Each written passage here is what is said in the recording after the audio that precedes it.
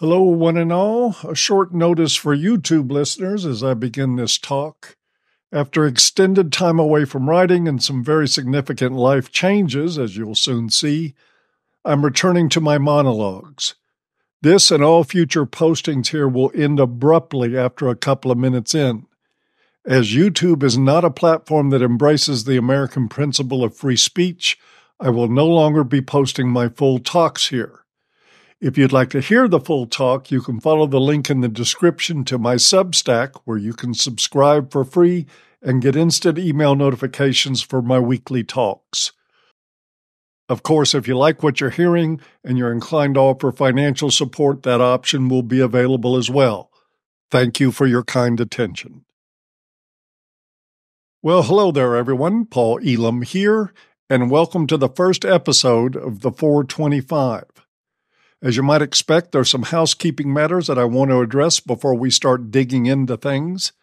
First, the name of the podcast is taken from my favorite piece of scripture, Ephesians 4:25, where the Apostle Paul wrote, "Therefore, laying aside falsehood, speak truth, each one of you with his neighbor, for we are members of one another."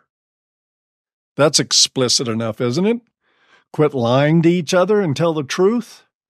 Because we are a community, in this case a community of men, and communities benefit from the truth more than from lies.